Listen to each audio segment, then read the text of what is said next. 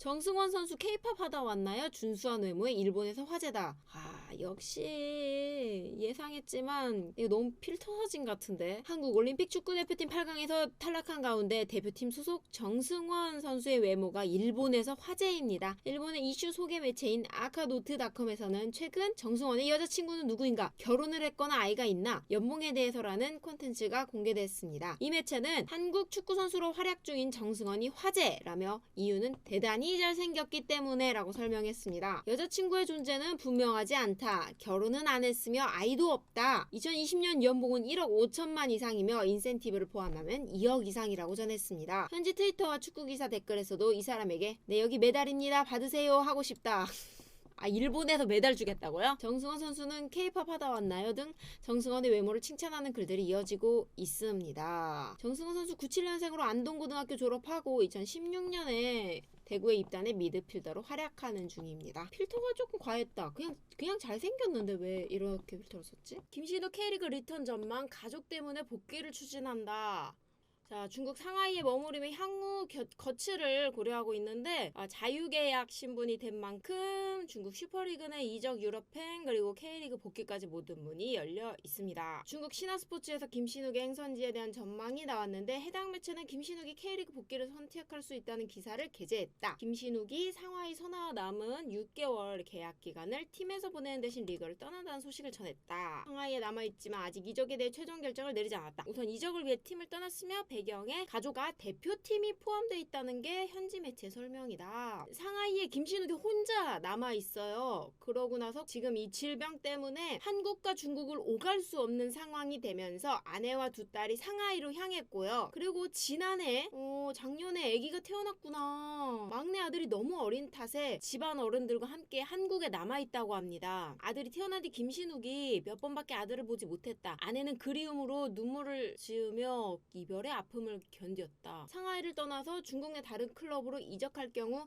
상하이에 거주하고 있는 가족과 생이별을 반복해야 된다. 또 한 가지의 이유는 대표팀 합류와 관련된 것이다. 우선 카타르 월드컵 아시아 최종 예선을 앞두고 벤투 감독의 부름을 받을 경우 선수들이 한국과 중동을 오가는 일정을 소화해야 하는데 슈퍼리그에서 뛰는 동시에 해외에서 경기를 치르는 대표팀을 오가게 된다면 자가격리를 여러 차례 거칩니다. 자, 리그는 리그대로 대표팀은 대표팀대로 집중할 수 없는 상황이라는 이야기다. 애초에 12월 상하이 선화와 계약이 만료되면 김신욱과 구단 양측의 계약을 연장할 가능성이 크지 않았다. 그래서 가족과 대표팀을 우선시하고 있는 김신욱은 한국 복귀를 첫 번째 옵션으로 두고 있다. 현재 김신욱은 상하이에서 개인 훈련을 소화하고 있다고 합니다.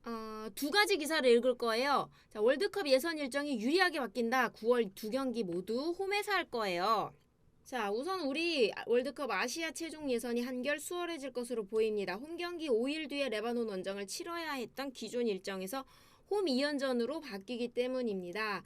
레바논 축협이 현지 매체를 통해서 밝힌 바에 따르면 레바논 홈 경기로 예정되었던 9월 7일 A조 2차전이 있었어요. 그게 이제 홈 원정을 오가는 경기 9월 일정이 그랬는데 A조 2차전 한국의 홈 경기로 바뀔 것이 유력하다고 합니다. 내년 1월 27일 경기 장소는 한국에서 레바논으로 바뀝니다. 레바논 대표팀 홈구장인 사이다 무시니팔 스타디움의 사정으로 월드컵 예선 초반 4경기를 모두 원정에서 치러야 되기 때문입니다. 현지 매체는 축구협회 측, 대한축구협회 측이 먼저 일정 조정을 요청했고 레바논이 받아들였다고 합니다. 대한축구협회 관계자 역시 일정 변경을 논의 중이라고 인정했습니다. 한국은 상대의 전력이 아니라 일정 면에서 힘든 조에 편성이 됐어요. 모두 중동인데 우리만 혼자 껴가지고 A조에서 한국을 제외한 이란, 이라크, 레바논, 시리아, 아랍에미리트 모두 중동팀인데 거기다 홈 2연전이나 원정 2연전 없이 홈 원정, 홈 원정 이렇게 퐁당퐁당이에요. 그래서 이동거리와 컨디션 관리 측면에서 가장 불리했습니다. 잘 바뀌었어요.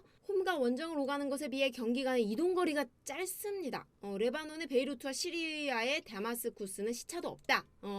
요 레바논과 요 시리아 거리가 짧고 시차도 없다. 특히 유럽파 선수들의 경우 홈과 원정 경기가 연달아 열리면 유럽에서 한국으로 장거리 이동을 한 뒤에 다시 중동으로 가야 되는데 손흥민, 황의조, 이재성 등 핵심 선수들이 유럽파인데다가 김민재도 유럽 진출을 추진하는 상황이라 컨디션 우려가 컸습니다. 원래 레바논 홈 경기를 제3국에서 할 수도 있는 나라로 알려져 있었는데 지난해 8월 베이루트 항구에서 일어난 대형 이거 여러분 아시죠? 작년 8월에 베이루트 항구에서 일어난 대형 사고 이후로 국가적 혼돈 상태가 이어져 왔습니다. 자, 홈 경기를 포기하는 대신 순서를 바꾸는 것으로 가닥을 잡았고 이라크, 시리아 등 분쟁이 이어지는 국가는 여전히 제3국 개최 가능성이 좀 남아있긴 합니다.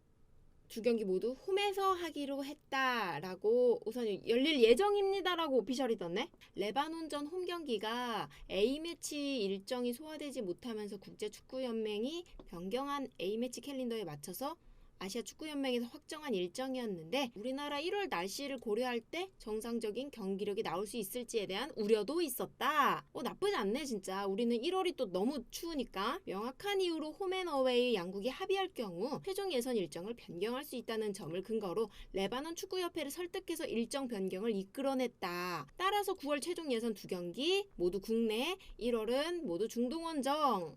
KFA 황보관 대외기술본부장은 1월 국내 홈 경기는 너무 추운 날씨 때문에 부상의 위험이 높고 경기력에도 문제가 있어서 벤투 감독과 협의해 일정 변경 추진해 왔습니다. 이어 초반 3번의 홈 경기로 승점을 쌓을 수 있다는 것도 고려했다. 유럽파가 주축인 대표팀 선수들의 이동 거리를 단축시켜 컨디션 조절에도 유리할 것이라고 덧붙였습니다. 자, 원래 일정하고 비교해서 보여드릴게요. 자, 2021년 여러분 이제 한 달 남았습니다. 원래는 레바논 가는 건데 홈으로 바뀌었고 10월 7일에 우리나라 시리아 첫 3경기 홈 좋다.